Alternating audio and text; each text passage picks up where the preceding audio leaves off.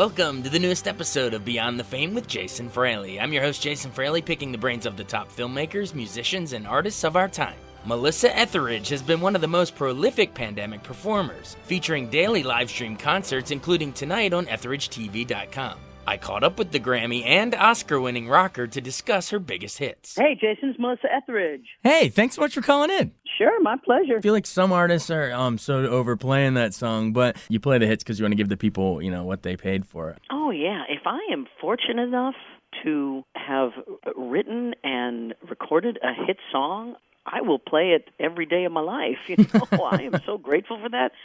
Whenever I start a song and people know it, and they get excited about it, that's the greatest feeling a musician can really experience. And I revel in that. I love it.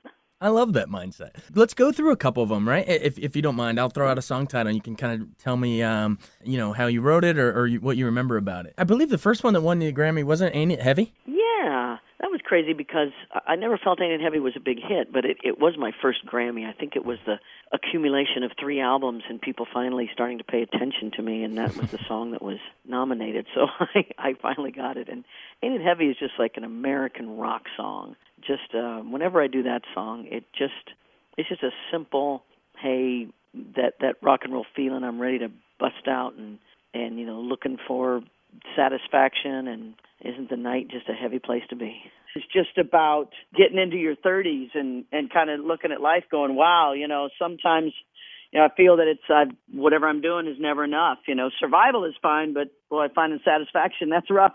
so it's a good song. Thank you. Absolutely. Well, after that one, I'm the Only One. Take me into how you came up with that. I feel like that one, it's just this awesome bluesy sound on that one. Yeah, that was me. The fourth album, I made a commitment to get even deeper into my rock and roll roots. I felt like I really needed to let people know I was a rock artist.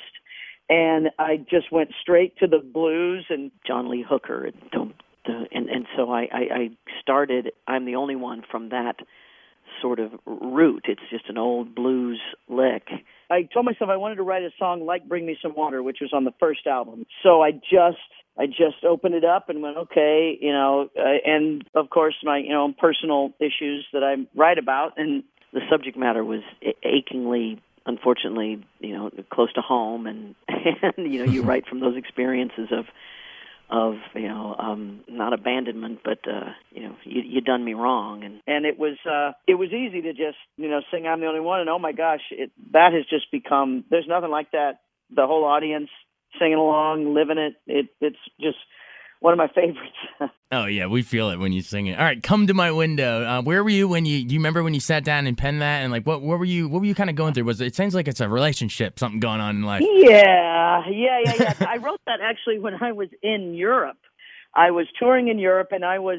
This is in the early 90s, and we didn't have cell phones back then. Of course, this is back when you used to dial a phone. You don't dial numbers anymore. Yeah. What is a dial? I know. It's so outdated already. Anytime you called from Europe, it just cost enormous amounts of money. You'd put it on a credit card or something. It was like hundreds of dollars for, a 10-minute phone call.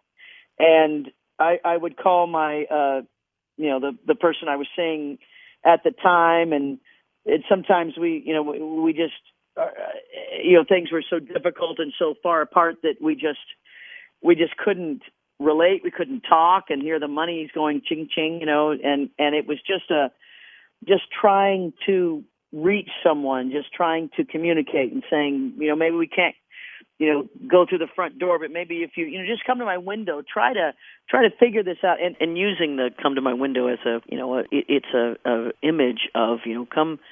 We have to be able to communicate on some level here, and I know my love, I know my desires and stuff. It's just kind of this.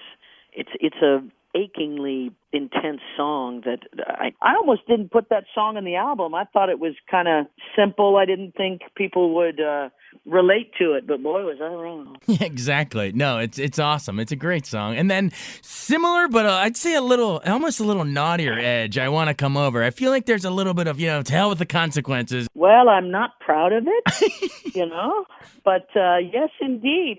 I might not have written that song had I known I was going to have children. I really didn't plan on the children part, and I have 4 that I know of, and that's a joke. and so my daughter, she'll listen to that song. She goes, "Mom, you're such a stalker." I'm like, yeah, I'm so not proud of it, but boy, can a lot of people relate to that song. It's a little scary. That's one of my favorite songs. That song was written about, the relationship where it was just a naughty time. I was, falling in love with someone else's love, and it was just that crazy, ridiculous situation that you get yourself in, and it's just that moment of, I don't care, to hell with the consequences. Yeah. I want to do this. It's a need you can't explain. Yeah. I want to come over to see you again. I think it's a little more underrated. I love Angels Would Fall, especially when it kicks in and it's like, Angel, it gets me every time. Oh, thank you. Well, that is, a lot of people don't, that's about somebody who was in a relationship with a friend of mine who I had a crush on, which is like, and of course I was not happy in my relationship, and that's a recipe for disaster. So I just, and the person never knew I wrote it about him, and my friend doesn't know that I wrote it about him either. So it's just my little private song. And then transitioning into movies a little bit, didn't you won an Oscar for the song from Inconvenient Truth, right? I Need to Wake Up. Oh yeah. And that comes from a whole nother place. That was just a song about waking up. About that I think at the turn of the century our society, and maybe it's just getting older. I don't know. Just the understanding of I need to wake up to understand how I am connected, not only with my fellow man, but with, the rest of the earth. As a big movie guy, I've seen you pop up on random things like the AFI, how did they have you come in and weigh on, To Kill a Mockingbird and all that stuff? You're kind of a pop culture gatekeeper now. Yeah, and I love that. I love when I can do things that are outside of just the music, because I'm certainly, I'm a child of the 60s, 70s, and a adult in the 80s and on, and I have my opinions and certainly try to be well-rounded in the entertainment industry. So whenever the movie industry calls on me, I love to show up and do whatever I can. Do you have a favorite all time? Favorite movie? Yeah. Wow. Or a couple that have touched you over there. Yeah, there's been so many.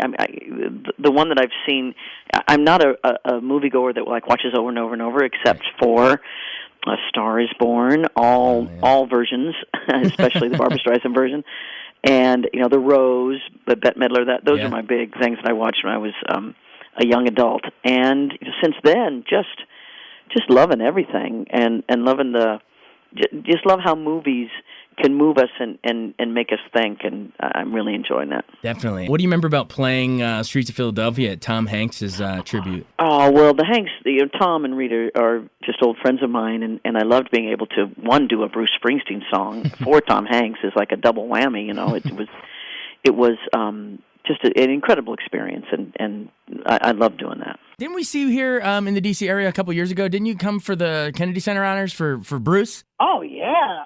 Ah! Can you imagine singing Born to Run for not only the president, but for Bruce Springsteen? I don't know what I was thinking. I was crazy, but he loved it. He's such a sweetheart. He's such just an amazing human being. Thank you so much. No worries. Thank you. Thanks so much for joining us on Beyond the Fame with Jason Fraley. Remember to hit the subscribe button and give us a 5-star rating if you like what you hear. We'll see you next time.